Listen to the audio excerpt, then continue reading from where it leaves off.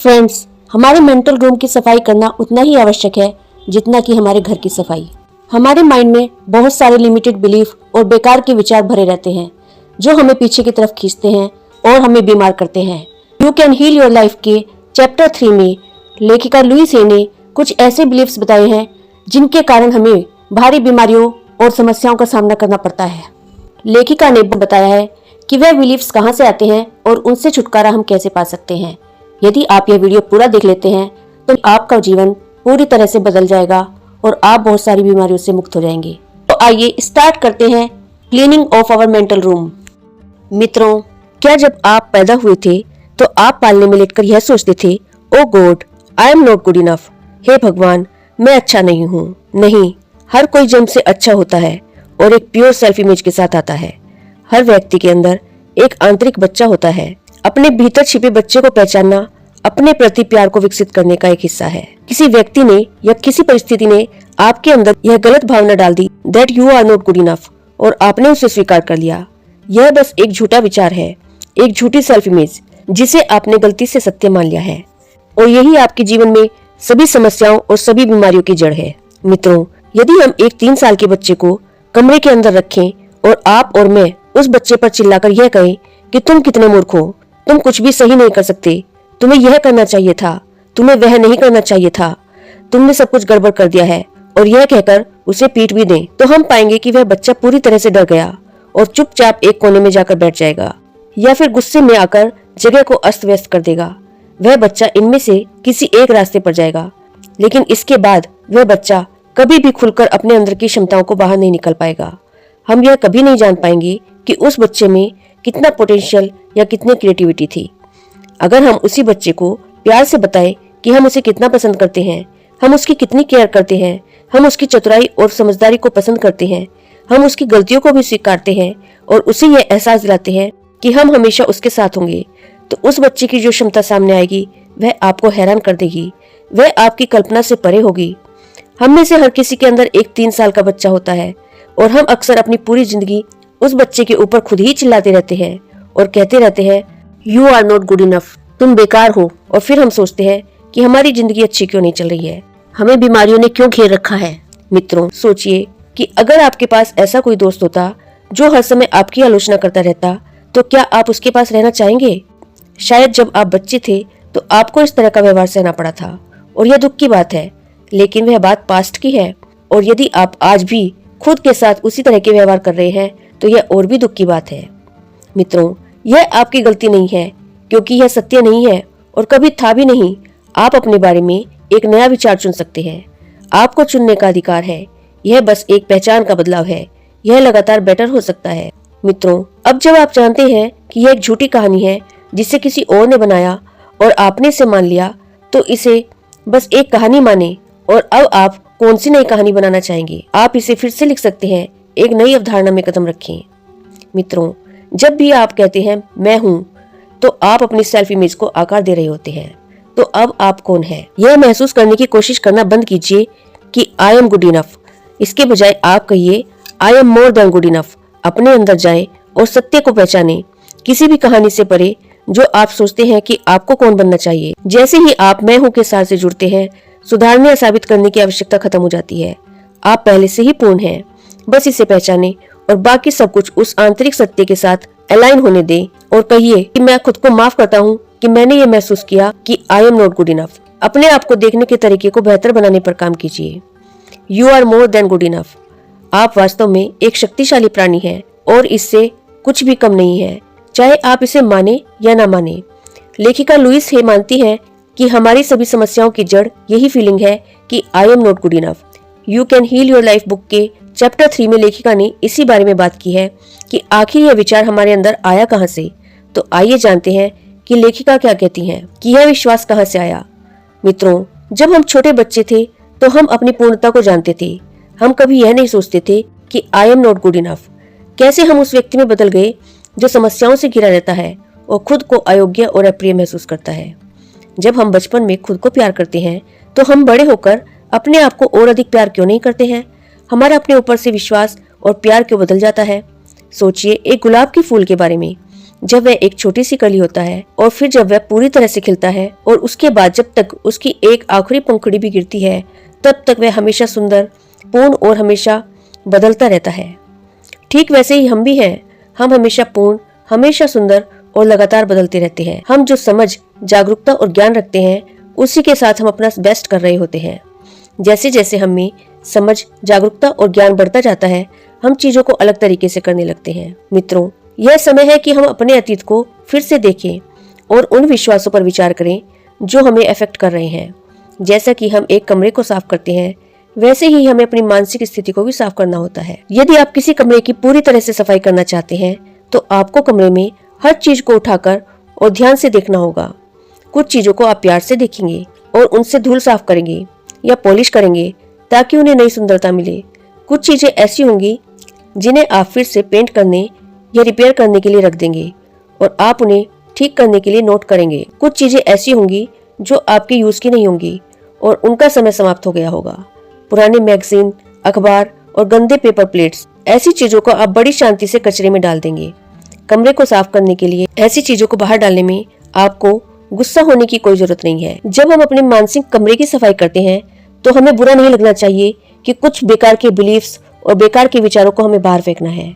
उन्हें वैसे ही जाने दें जैसे आप खाने के बाद खाने के बचे हुए टुकड़े को कचरे में फेंक देते हैं।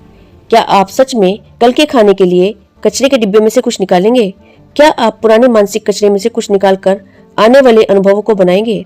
आखिरकार अगर कोई विचार या कोई बिलीफ हमें कोई फायदा नहीं पहुंचा रहा है तो हमें उसे जाने देना चाहिए, जैसे हम पुरानी चीजों को कचरे में डालते हैं। इस मानसिक सफाई से हम खुद को नए अनुभवों के लिए तैयार कर सकते हैं। अब कुछ ऐसे ही विचारों के एग्जाम्पल देखिए जो कि बेकार के हैं। जैसे कि एक विचार है, आई एम नॉट गुड इनफ। यह कहाँ से आया? एक पिता जिसने बार बार उसे बेवकूफ कहा। वह सफलता प्राप्त करना चाहता था ताकि उसका पिता उस पर गर्व करे, लेकिन गिल्ट और नाराजगी ने उसे निरंतर असफलताओं की ओर धकेला। उसके पिता ने उसके कई व्यापारों में निवेश किया, लेकिन हर बार वे असफल हो गए। इस असफलता को उसने बदला लेने के रूप में इस्तेमाल किया और इससे पिता को लगातार नुकसान हुआ। इसके परिणाम स्वरूप वह खुद को सबसे बड़ा हारने वाला मानने लगा। एक व्यक्ति बात करने में प्रॉब्लम महसूस करता था और चुप्पी उसकी जीवन शैली बन चुकी थी। वह नशे और शराब में फंस चुका था और खुद को बुरा मानता था। जब लेखिका ने पता किया कि उसके साथ समस्या क्या है तो पता लगा कि उसकी माँ बचपन में ही मर गई थी और उसे उसकी बुआ द्वारा पाला गया था। बुआ उससे बहुत कम बातें करती थी, केवल आदेश देती थी तभी उससे बात करती थी। उसने चुप्पी में ही जीवन बिताया, अकेले में खाना खाया और अपने कमरे में दिन भर चुपचाप रहता था। उसका एक दोस्त था, वह भी शांत व्यक्ति था और वे दोनों चुप्पी में समय बिताते थे। और फिर उसके दोस्त की मृत्यु हो गई और वह फिर से अकेला हो गया। एक और लड़की का एग्जाम्पल लीजिए। वह अपने पिता जैसी नहीं बनना चाहती थी क्योंकि दोनों के बीच लगातार बहस होती थी। वह अपने पिता से अप्रिशिएशन चाहती थी लेकिन उसे हमेशा आलोचना ही मिलती थी। इसके कारण उसके शरीर में दर्द होने लगे जो कि उसके पिता के दर्द से मेल खाते थे। उसे यह एहसास ही नहीं था कि उसका गुस्सा उसके शारीरिक दर्द का कारण बन रहा था, ठीक उसी तरह जैसे उसके पिता का गुस्सा उनके शारीरिक दर्द का कारण था। एक और बेकार का बिलीफ कि लाइफ इज वेरी डिफिकल्ट। यह कहां से आया? लेखिका की एक पेशेंट थी जो जीवन को डरावना और कठिन मानती थी। उसे हंसी आना मुश्किल था और जब भी वह हंसती थी तो उसे डर लगता था कि कुछ बुरा हो जाएगा। उसे अपने पिता से यह चेतावनी मिलती थी, ज्यादा हंसो मत वरना तुम्हारे साथ बुरा होगा। इन उदाहरणों से यह स्पष्ट होता है कि कई लिमिटेड बिलीफ की जड़ हमारे पास्ट के अनुभवों और परिवार से जुड़ी होती है। तो मित्रों, इन लिमिटेड बिलीफ से छुटकारा पाना जरूरी है, तभी हमारा जीवन सरल और बीमारी रहित बन सकता है। सबसे पहले एक पेपर लें और उन सभी बातों की सूची बनाएं जो आपके माता पिता ने आपको बताया था कि आप में क्या गलत है। आपने कौन से नकारात्मक संदेश सुने थे। अपनी याददाश्त को समय दें और जितनी बातें याद कर सकें उन्हें लिखें। उन्होंने पैसे के बारे में आपसे क्या कहा था? उन्होंने आपके शरीर के बारे में क्या कहा था? उन्होंने प्यार और रिश्तों के बारे में क्या कहा था? उन्होंने आपकी रचनात्मक प्रतिभाओं के बारे में क्या कहा था? वे कौन सी सीमित या नकारात्मक बातें थी जो उन्होंने आपको कही थी? और जब आप इन बातों को देख लें फिर आप खुद से कहें, अच्छा तो यह विश्वास यहाँ से आया है। अब एक नया कागज लें और थोड़ा और गहराई में जाएं। बचपन में आपने और कौन सी निगेटिव बातें सुनी थी? रिश्तेदारों से, शिक्षकों से, दोस्तों से, आसपास के व्यक्तियों से या किसी पंडित पुरोहित से? उन सभी बातों को लिखें, अपना समय लें और यह महसूस करें कि आपके शरीर में क्या फीलिंग हो रही है। जो कुछ भी आपने इन 2 कागजों पर लिखा है ये वही विचार हैं जिन्हें आपको अपने कॉन्शियस माइंड से हटाने की जरूरत है।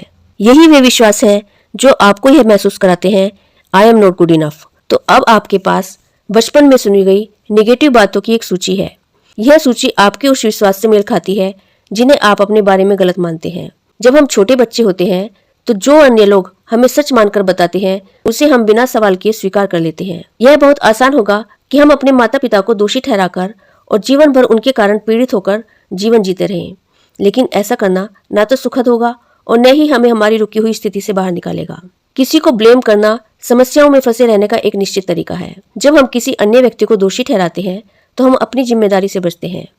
जो कुछ भी हुआ है उसे बदला नहीं जा सकता, लेकिन हमारा भविष्य हमारे प्रेजेंट विचारों से आकार लेता है। यह जरूरी है कि हम यह समझें कि हमारे माता पिता उस समय अपनी पूरी समझ और ज्ञान के साथ हमारे साथ बेस्ट कर रहे थे। जो लोग हमें चोट पहुंचाते हैं वे भी उतने ही डरे हुए और हेल्पलेस थे जितना आज हम हैं। उनके पास जो कुछ था वही उन्होंने हमें सिखाया। क्या आप अपने माता पिता के बचपन के बारे में जानते हैं? विशेष रूप से 10 साल की उम्र से पहले उनके साथ क्या हुआ? यदि यह संभव हो तो उनसे पूछिए। इससे आपको यह समझने में मदद मिलेगी कि उन्होंने ऐसा आपके साथ क्यों किया। समझ और सहानुभूति का विकास होगा। यदि आप यह नहीं जानते हैं और जानने का अवसर नहीं है तो कल्पना कीजिए कि उनके लिए वह समय कैसा रहा होगा जब वे छोटे थे। इस ज्ञान की आवश्यकता आपको अपनी फ्रीडम के लिए है। आप तभी मुक्त हो सकते हैं जब आप उन्हें मुक्त करेंगे। आप तभी खुद को माफ कर सकते हैं जब आप उन्हें माफ करेंगे। अगर आप उनसे पूर्णता की उम्मीद करेंगे तो आप खुद से भी वैसी ही उम्मीद रखेंगे और जीवन भर दुखी रहेंगे। लेखिका इस सिद्धांत से सहमत है कि हम अपने माता पिता को खुद चुनते हैं। जो पाठ हम सीखते हैं वे हमारे माता पिता की कमजोरियों के साथ पूरी तरह मेल खाते हैं। लेखिका का मानना है कि हम सभी आत्मिक विकास के लिए एक अनंत यात्रा पर हैं और इस यात्रा के दौरान हम खास पाठ सीखने के लिए इस ग्रह पर आते हैं। हम अपना लिंग, रंग और देश चुनते हैं और फिर अपने पैटर्न को मिरर करने वाले अपने माता पिता की तलाश करते हैं। उनके अनुसार पृथ्वी पर आना स्कूल आने जैसा है। जैसे आप अगर ब्यूटिशियन बनना चाहते हैं तो ब्यूटी स्कूल में जाते हैं, वैसे ही जो पाठ हमें सीखने होते हैं वे हमारे माता पिता के माध्यम से हमें मिलते हैं। जब हम बड़े होते हैं तो हम अपने माता पिता पर आरोप लगा देते हैं और कहते हैं आपने हमारे साथ ये किया, लेकिन उनका मानना है कि हमने उन्हें खुद ही चुना है ताकि हम वो महत्वपूर्ण लेसन सीख सकें जो हमारे आत्मिक विकास के लिए जरूरी है। मित्रों, जब हम छोटे बच्चे होते हैं तो हमारे बड़े भाई बहन हमारे लिए देवता जैसे होते हैं। अगर वे दुखी होते हैं अपना सारा गुस्सा हम पर निकाल देते हैं, जैसे तुम छोटे हो, यह नहीं कर सकते, तुम हमारे साथ खेलने के लायक नहीं हो। स्कूल के शिक्षक भी हमारी सोच पर गहरा प्रभाव डालते हैं। लेखक को एक शिक्षक ने यह कहा था कि वह डांसर नहीं बन सकती क्योंकि वह बहुत लंबी है, और उन्होंने उसे सच मान लिया, जिससे उनके डांसिंग के सपने पर विराम लग गया। बच्चे परीक्षा के ग्रेड्स को कभी कभी अपनी आत्ममूल्यता से जोड़ लेते हैं और इसका गहरा असर उनके आत्मविश्वास पर पड़ता है। स्कूल के दोस्त भी हमें जीवन के बारे में कुछ गलत चीजें सिखा देते हैं और बच्चों के ताने कभी कभी हमें मानसिक चोट पहुंचाते हैं। मित्र, पड़ोसी और समाज की अपेक्षाएं भी हमारी सोच को प्रभावित करती हैं। उदाहरण के लिए हमेशा एक बात कही जाती है कि पड़ोसी क्या कहेंगे। इसके अलावा कुछ एडवर्टाइज भी हमें महसूस कराते हैं यदि हम कुछ प्रोडक्ट्स को यूज नहीं करेंगे तो हम गलत हैं, जिससे हमारे मन में नेगेटिव विश्वास जन्म लेते हैं। लेखिका का मानना है कि हम सभी अपनी प्रारंभिक सीमाओं को पार करने के लिए यहाँ हैं।